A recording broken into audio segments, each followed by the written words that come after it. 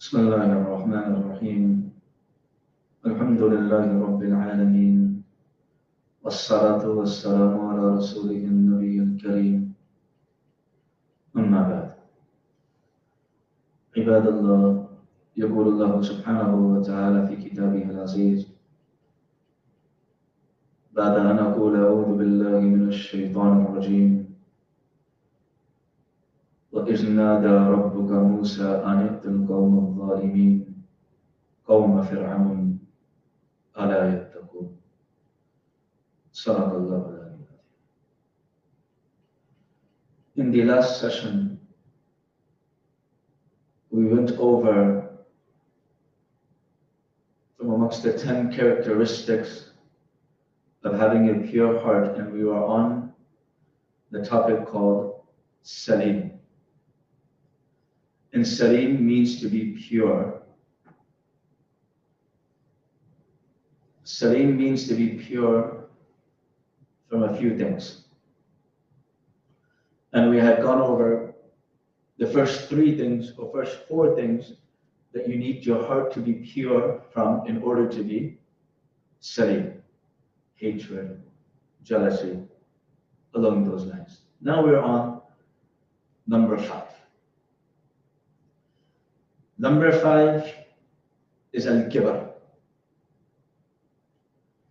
And unfortunately, I will say this is probably one of the biggest difficulties that this ummah is facing, where everyone somewhat has some type of kibr within them. Kibr or arrogance literally means to think low of others and that you're better than them. And it is the thing that led Shaitan out of Jannah. That is how bad of a disease it is. So the one who is removed from Jannah is Iblis, Shaitan. And he's removed because of kibr. Ana khayrun min, I'm better than him. That means one of the greatest and the most effective diseases of Shaitan is al-kibr. Everyone wants to feel something about themselves.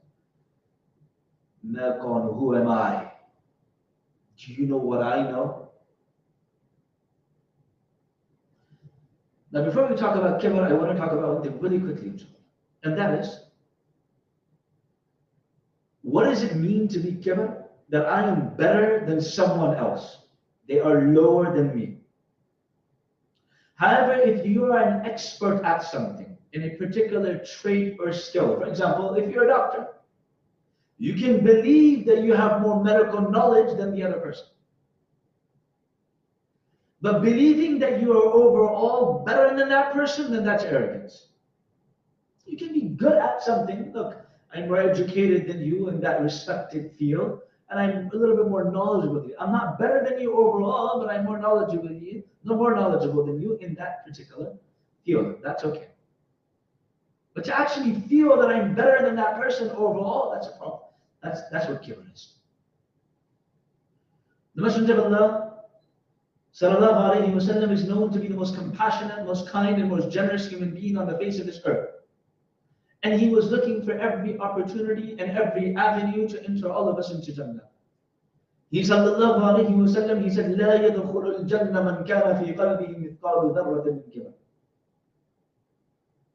A person will not enter Jannah if he has an iota amount of kibr within him.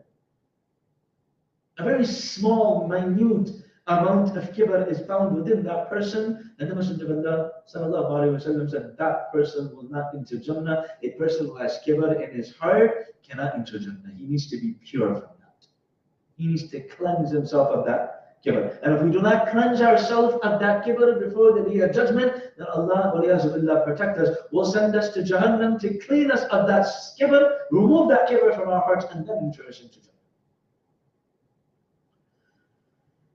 Haritha ibn Wahab, radiyallahu ta'ala, he says, قال سمعت رسول الله صلى الله عليه وسلم يقول ألا أخبركم بأهل النار كل أتل جواد مستكبر. متفق عليه. This hadith is narrated in Sahih Bukhari and Sahih Muslim. The Prophet ﷺ says, shall I inform you of the people of the fire, of the people of Jahannam? The Messenger of Allah ﷺ said, كُلُّ أُطِلٍّ جَوَّازٍ مُسْتَكْبِرٍ. Every harsh person who boasts, a person who boasts about how great he is and does not share with others, who hoards, who keeps things to himself and does not share, and a person with arrogance. Every harsh person and every person who keeps things for himself and does not share, and a person who has arrogance. The Prophet ﷺ, he said, he gave us something so where we can test ourselves if we have kibr in ourselves or not. And he mentions kibr. A person with pride has two characteristics within them. Number one, the truth is hidden from him. In other words, he is not able to accept the truth. We live in a time where people are not able to accept valid criticism. Rather than focusing on the message, we focus on who gave it.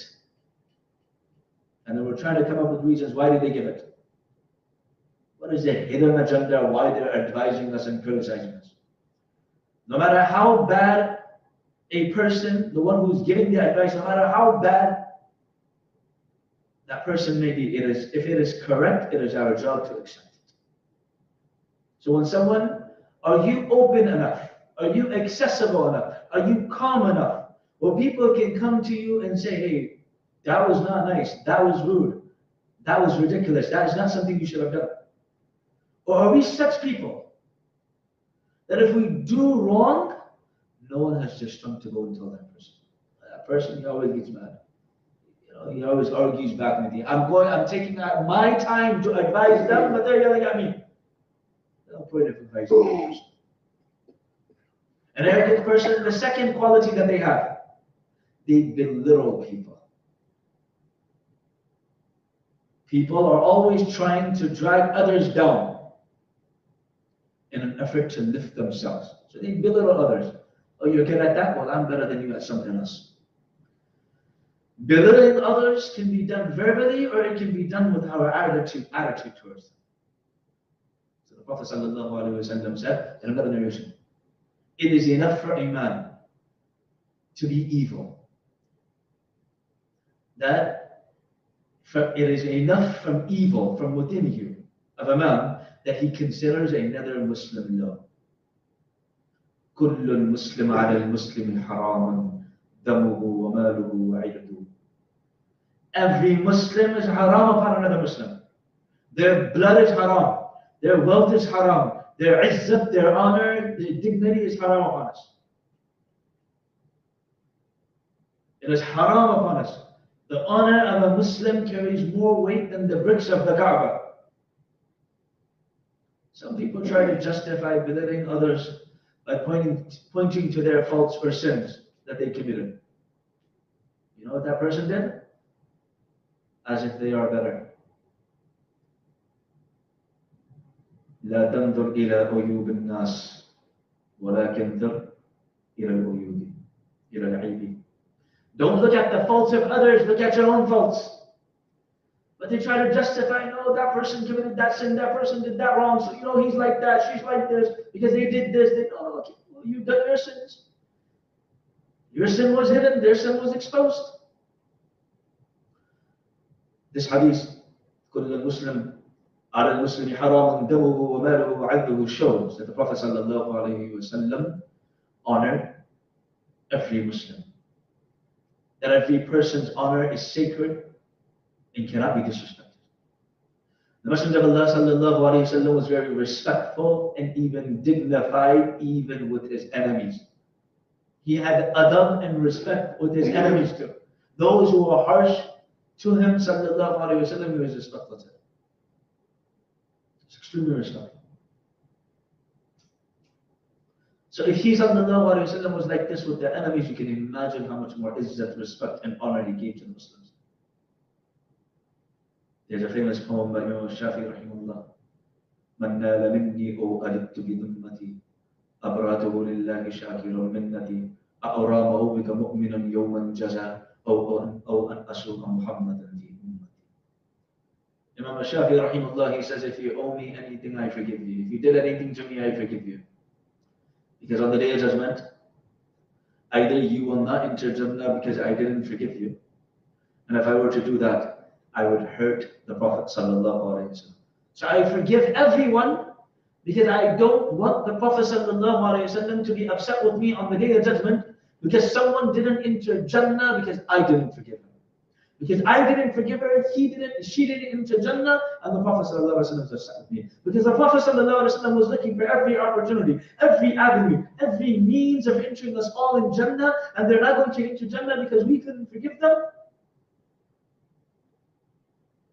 So the Prophet ﷺ loved Muslims, gave honor to the Muslims. He ﷺ loves us more than we love ourselves. Today I'm going to focus on one incident that Allah subhanahu wa ta'ala narrates in the Quran.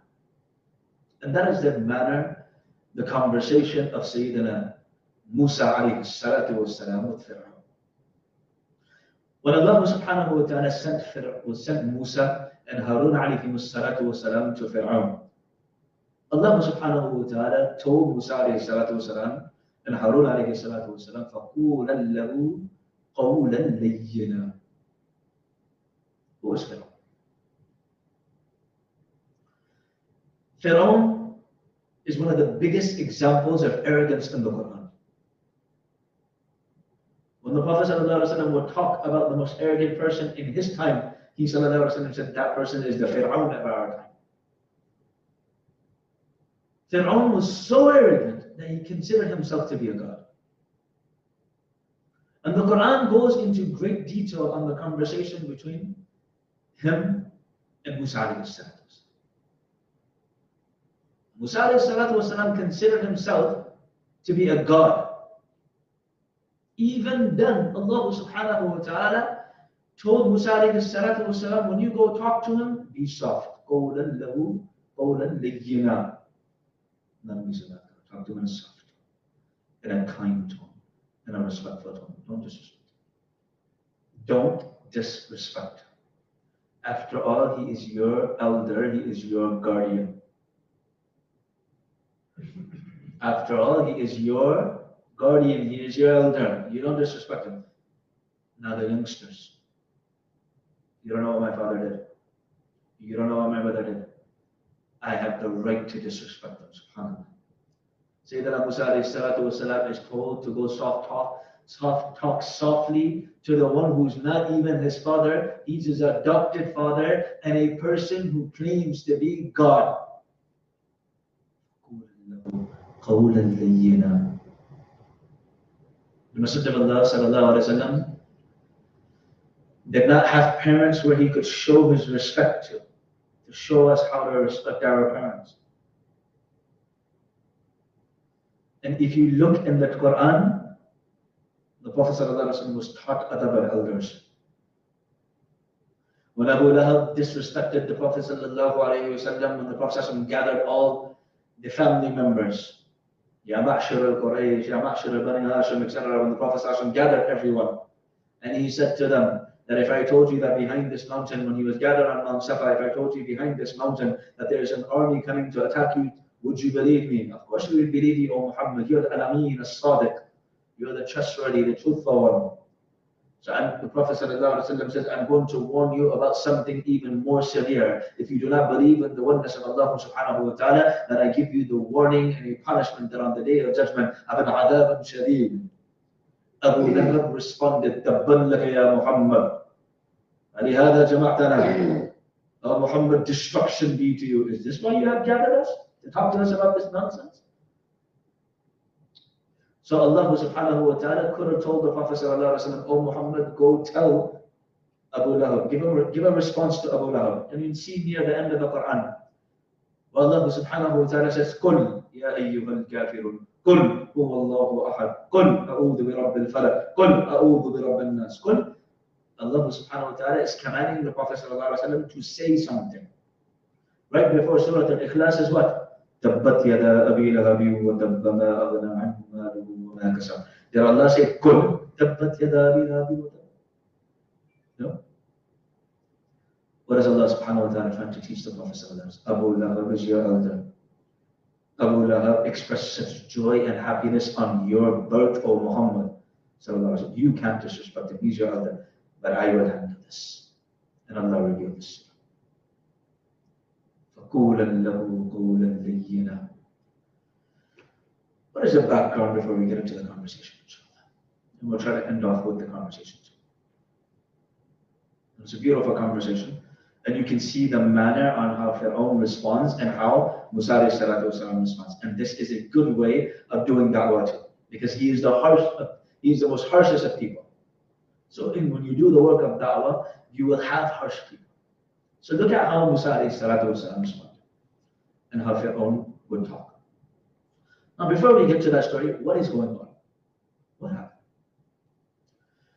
Musa والسلام, comes from the lineage of Yaqub and Yusuf والسلام. And if you read the story of Yusuf والسلام,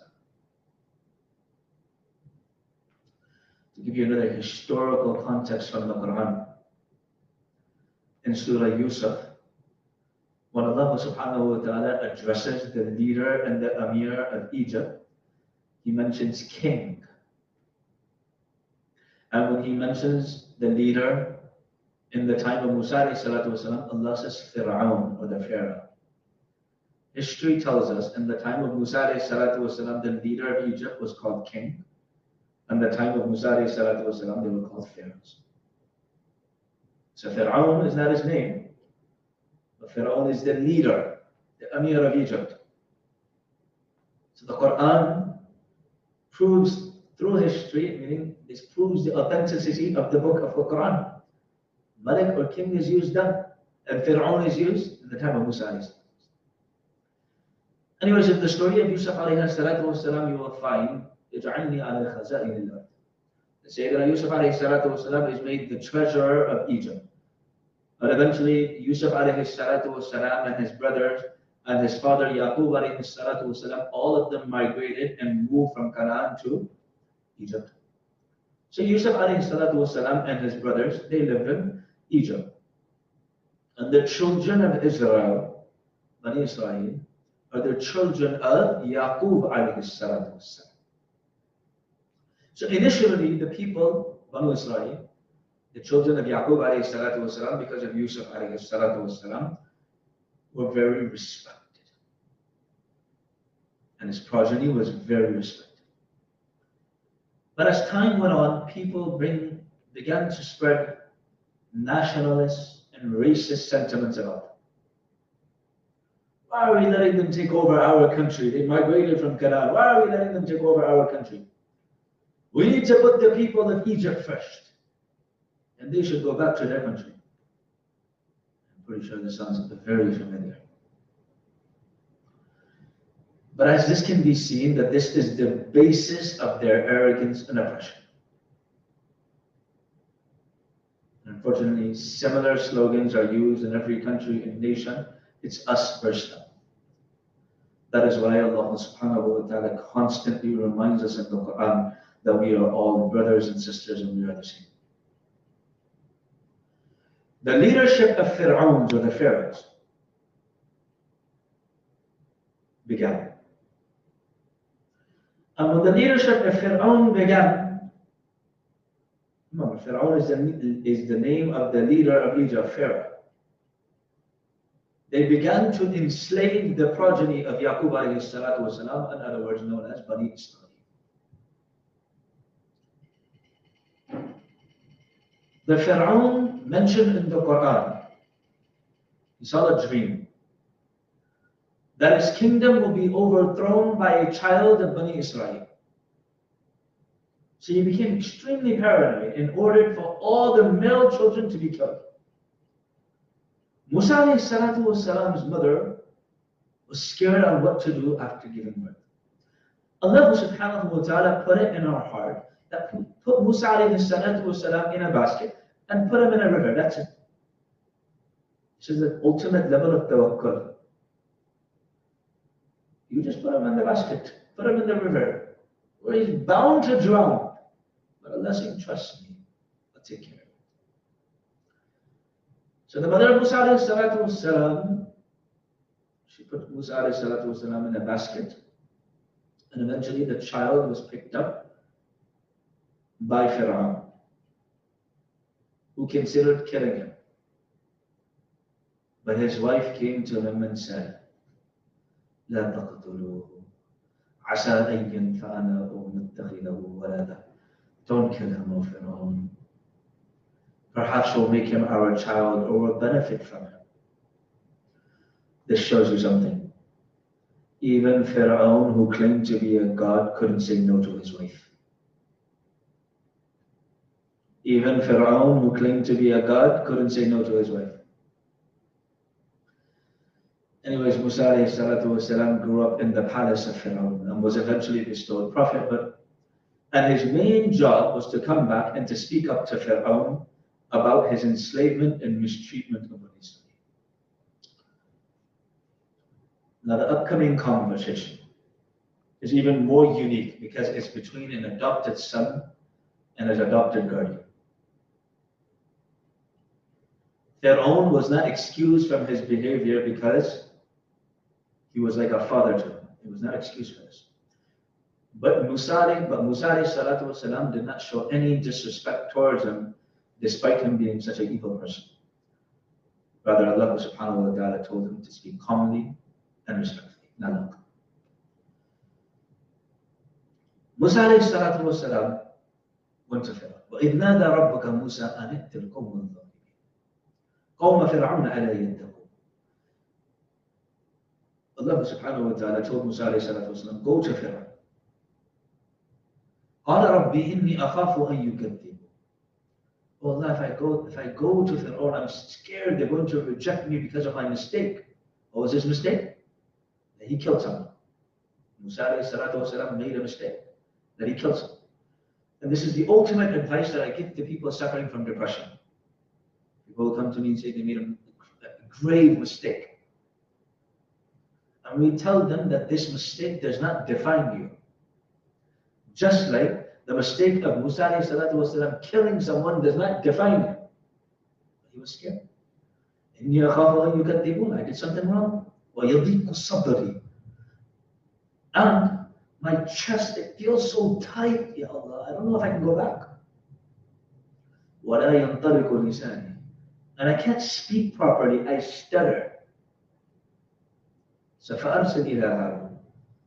So Allah subhanahu wa ta'ala sent him Harun alayhi salatu wasalam as a partner. وَلَهُمْ عَلِيَّ ذَنْبًا فَأَخَافُ أَن يَقْتُلُونِ. And he remembered his sin, his mistake of killing someone, so he was scared that they're going to kill me. Allah subhanahu wa ta'ala told him, قَالَ كَلَّا. Don't worry. فَاذْهَبَا بِآيَاتِنَا إِنَّا مَعَكُمْ مُسْتَمِعُونَ. Go with my signs, we're listening. فَأْتِيَا فِرْعَوْنَ. So they went to Fir'aun, both of them went to Fir'aun.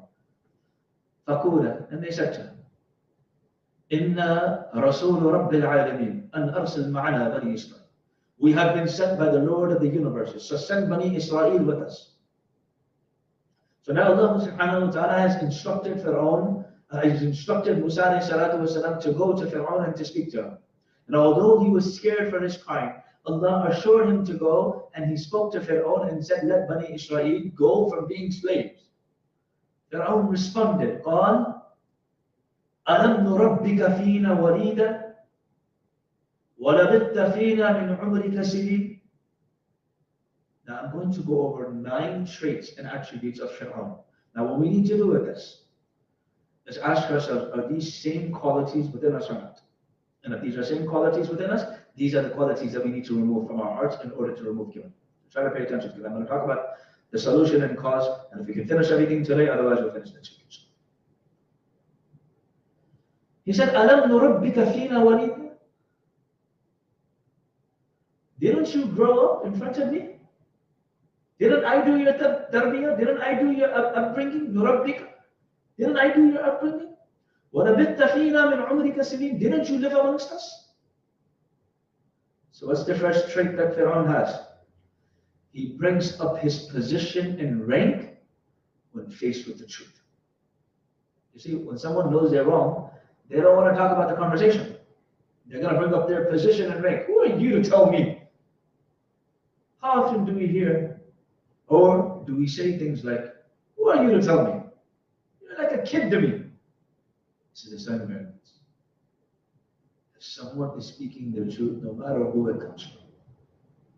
Sayyidina Ali radiallahu ta'ala says, everyone who taught me something is my teacher. Even if it was a slave, then I consider that slave my teacher. This doesn't mean that youngsters are allowed to be disrespectful.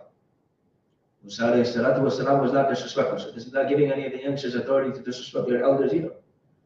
But it's telling the elders to not say, you're a kid to me, how dare you advise me. Number 2. Fir'aun said, وَفَعَلْتَ فَعَلَتَكَ الَّتِي فَعَلْتَ وَأَنْتَ مِنَ الْكَافِرِينَ. And you did what you did. And you're being ungrateful? Fir'aun's quality number 2, trait number 2. He brings up irrelevant faults of the person and accuses them of being haters, in other words, ungrateful for everything you have done for them. I've done so much for you. You know how much I've done for you? This has nothing to do with the topic that we're talking about right now. Why are you bringing up other things? We're talking about something else right now. So this is also a sign of kibr. Musa alayhi salatu wasalam responded. Look at how he responded. Remember, Musa alayhi salatu wasalam, all he said was, send Bani Israel with me. You know, you're disrespecting them, you're mistreating them, just send Bani Israel with me. That's all I'm talking about. And Fir'aun says, didn't you grow up in front of me? Am I not your guardian? Don't you remember what you did? You killed someone, you did all of these things. Don't you remember all of that? It's irrelevant to the topic. Musa alayhi salatu wasalam still responds. What does he say? Look at how Musa alayhi salatu wasalam responds. قال فعلتها إذا وأنا من الضالين. I did what I did at that time, and I made a mistake. Now, instead of arguing, oh, you don't know what happened, this happened, that person came, you don't understand, he threatened someone from my clan, no, he didn't. I did it, I'm sorry, I made a mistake. You're right, I made a mistake. فَفَرَرْتُ مِنْكُمْ لَمَّا خِفْتُكُمْ. And I ran away because I was scared, I didn't know what else to do. I was scared, so I ran away. فَوَهَبَ لِي رَبِّي حُكْمًا وَجَعَلَنِي مِنَ الْمُرْسَلِينَ. That Allah subhanahu wa ta'ala granted me wisdom and He made me from amongst the messengers. What did Musa alayhi salatu wasalam do? He accepted his mistake and said it was an accident. He expresses that now he has grown since his mistake. He got better. And he goes back to the main discussion and respectfully points out that his own mistake or own fault is irrelevant to the discussion. Bani Israel are being enslaved and treated horribly. It's wrong. وَتِلْكَ نِعْمَةٌ تَمُنُّهَا عَلَيَّ أَنْ عَبَّدْتَ بَنِي إِسْرَائِيل. The topic is Bani Israel. Okay, what does my mistake have to do with Bani Israel? Why are you beating them, whipping them, and abusing them? So Fir'aun responds. قال فرعون وما رب العالمين. So now he's being challenged on his faults now. Musa alayhi salatu wasalam admitted his faults, so you can't respond anymore. Okay, I did wrong, you're right. Okay, now what else? I'm admitting. But let's get back to the topic. Fir'aun responds, what does he do? When he's challenged on his own faults, he changes the subject. Okay, forget about Bani Israel. وَمَا رَبُّ الْعَالَمِينَ. Fir'aun, an ultimate disrespect of Allah subhanahu wa ta'ala. In English, instead of asking who is the Lord of the universes, Fir'aun responds, in Arabic, the word ma is used, not man, ma is used. Fir'aun responded and asked Musa alayhi salatu wasalam, ma, what is the Lord of the universes? What, not who. What is this Lord of the universes? So he's changing the subject. And an arrogant person changes the subject. Remember, we're not trying to think about other people who have these mistakes. We're trying to see if we have these mistakes so we can fix them. Musa alayhi salatu wasalam responds respectfully. قال رب السماوات والأرض وما بينهما إن كنتم موقنين. Musa alayhi salatu wasalam said, okay, you want to know who? He didn't like say, how dare you say what? He just responds. He's the Lord of the universes and the earth and whatever is between it. قال رب السماوات والأرض وما بينهما إن كنتم موقنين. If you believe. Pharaoh, you know, when you have a group of people together that came with a gang, and the other person is alone, and the person that's by himself embarrasses that leader, what does the leader do? He just turns to his friends and he just makes them laugh. Even though he's being humiliated, but he somehow gathers the friends and humiliates them. So what does Pharaoh do? قال لمن حوله ألا تستمعون. He turns to his ministers around him, the people around him. Pharaoh turns around, looks at them. You hear this guy? ألا تستمعون. Are you listening to him? The Lord of the universes and whatever is between. You hear this guy? ألا تستمعون. This is the fourth trait, or the third trait of Pharaoh. Or a fourth trait. Make a scene or a drama out of the situation. He doesn't want to discuss it. He doesn't want to address the issue. He just wants to make a big scene, trying to get a fight happen. He just makes a big scene. You understand what this guy's saying? قال لمن حوله ألا تستمعون. Musa alayhi salatu wasalam responds. قال ربكم ورب آبائكم الأولين. He's your Lord and the Lord of your forefathers. Pharaoh responds. قال إن رسولكم الذي أرسل إليكم لمجنون. He looks at his people again. He's not addressing Musa alayhi salatu wasalam. He's still talking to his boys. This person that's been sent to you as a messenger, لمجنون, he's insane. So now he's insulting him. And he questions this person's intelligence. He's not going to address the issues. An arrogant person will start insulting and cursing at you and accusing you of being a lack of intelligence. Musa alayhi salatu wasalam just continues. قال رب المشرق والمغرب وما بينهما. He's the Lord of the east and the west and whatever is between it. إن كنتم تعقلون. If you had any aqal. He called him majnoon. So Musa alayhi salatu wasalam responded in a respectful manner. He's the Lord of the east and the west and whatever is between it. In kuntum taqilun. If you had any aqal, if you had any intellect, you will understand that. قال لئن اتخذت إلها غيري لأجعلنك من المسجونين. Now Pharaoh's getting angry. And he says, if you take another God besides me, then I'm going to imprison you. I'm going to put you in jail. This is the sixth trait of Pharaoh. What does he do?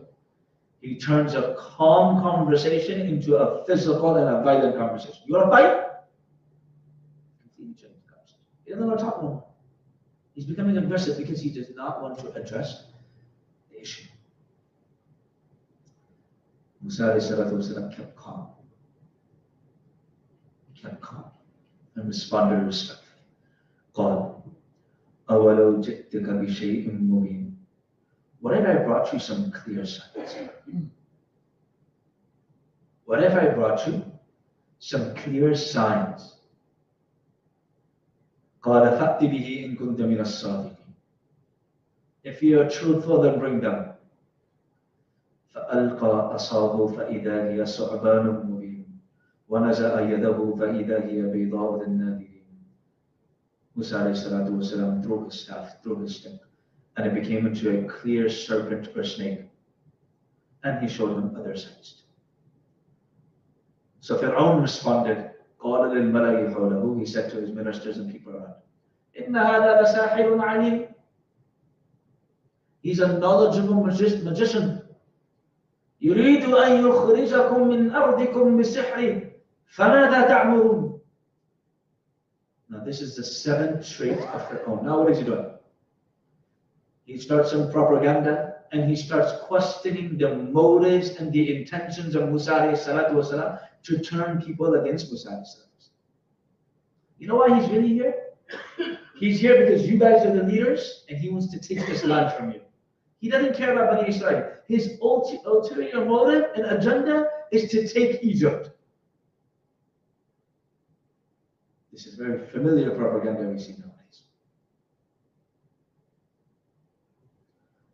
This was the 7th trait of Fir'aun. And inshallah, in our next session, we'll go over the last 2 traits of Fir'aun, continuing this conversation, and the solutions to arrogance, inshallah. So in order to hear the complete story for this, you have to come back next week, inshallah. Jazakumullah khairan. Wa akhiru da'wana. Alhamdulillah. Rabbil alameen. Assalamu alaikum wa rahmatullahi wa barakatuh. Inshallah, we'll have some refreshments, inshallah, for everyone. Please join us for refreshments.